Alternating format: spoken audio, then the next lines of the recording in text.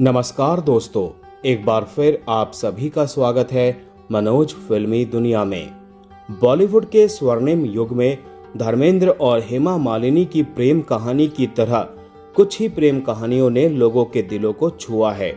पर्दे से लेकर वास्तविक जीवन तक का उनका सफर किसी फिल्मी कहानी से कम नहीं है, जो जुनून, दृढ़ता और अटूट समर्पण से परिपूर्ण है।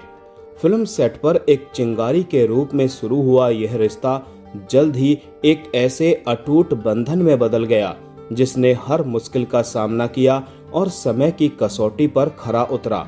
उन्होंने 5 दशकों से अधिक का साथ निभाया है और पर्दे पर और पर्दे के बाहर अनगिनत यादें संजोई हैं।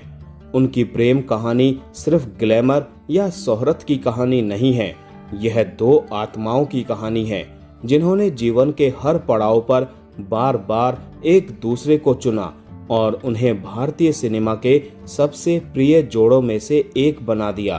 दोस्तों, वीडियो में आगे बढ़ने से पहले प्लीज मेरे चैनल को सब्सक्राइब करके बेल आइकन को जरूर प्रेस कर दीजिएगा।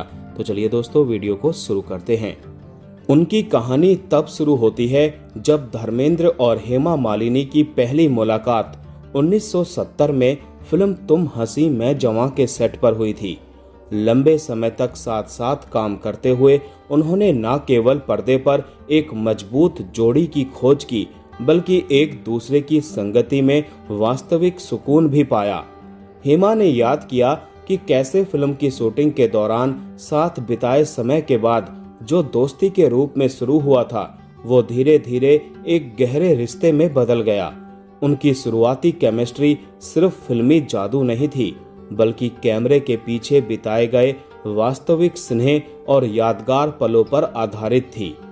उनकी पेशेवर साझेदारी ने एक मिसाल कायम की, क्योंकि उन्होंने 40 से अधिक फिल्मों में एक साथ काम किया और हिंदी सिनेमा में सबसे प्रिय जोड़ियों में से एक के रूप में अपनी एक अलग पहचान बनाई।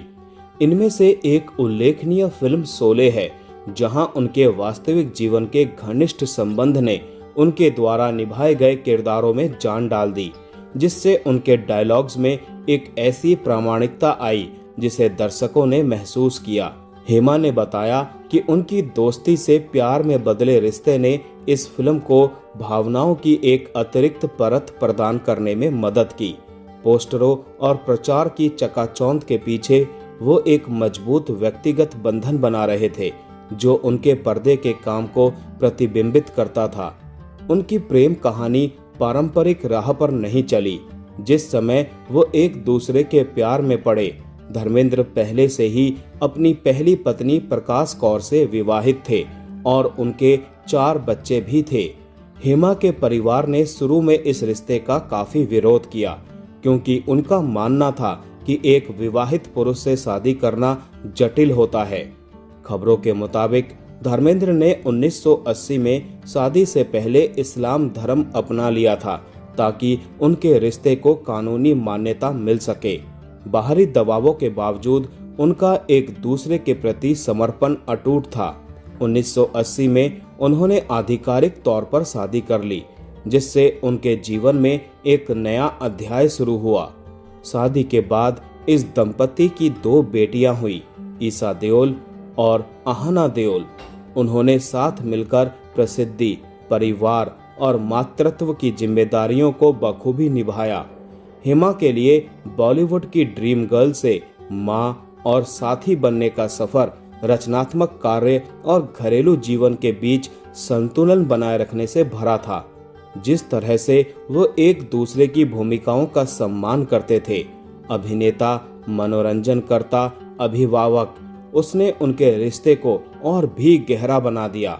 समय के साथ साथ उनकी बेटियां बड़ी हुई और परिवार का बंधन परिपक्व हुआ, जिससे साझा यादों और आपसी सम्मान की नींव मजबूत हुई। उनकी पहली मुलाकात को दशकों बीत चुके हैं और उनका रिश्ता समय की कसौटी पर खरा उतरा है। कई लोग उनकी कहानी को सदाबहार बताते हैं, क्योंकि ये महज मशहूर हस्तियों के रोमांस से कहीं बढ़कर वफादारी, अनुकूलनशीलता और साथ की कहानी बन जाती है। एक इंटरव्यू में हेमा ने बताया कि उनका रिश्ता दोस्ती से शुरू हुआ, फिर प्यार में बदल गया, उसके बाद आपसी सहयोग में बदल गया और यह रिश्ता आज भी कायम है। चाहे कितनी भी चुनौतियां हो, व्यक्तिगत, सार्वजनिक या पेशेवर, उनका साथ मिलकर सफर करना प्रेरणा देता रहता है और ये दर्शाता है कि सच्चा समर्पण समय के साथ साथ आगे बढ़ने में ही निहित है। उनका मिलन महज एक निजी कहानी नहीं बल्कि बॉलीवुड की विरासत बन चुका है। कई प्रशंसकों और फिल्म प्रेमियों के लिए धर्मेंद्र और हेमा मालिनी पर्दे के पीछे और बाहर के आदर्श सामंजस्य का प्रतिनिधित्व करते हैं, जैसा कि क्लासिक प्रेम कहानियों में देखने को मिलता है।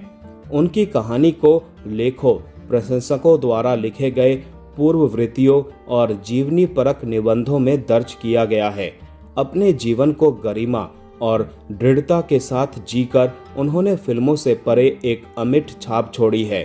युवा जोड़े, प्रशंसक और यहाँ तक कि फिल्म जगत के लोग भी ग्लैमर की दुनिया में शाश्वत प्रेम के बारे में सोचते समय उनके उदाहरण से प्रेरणा लेते हैं। तो दोस्तों, आज का वीडियो यहीं समाप्त करते हैं। मिलते हैं नेक्स्ट वीडियो में। तब तक के लिए आप सभी को tata bye bye, take care.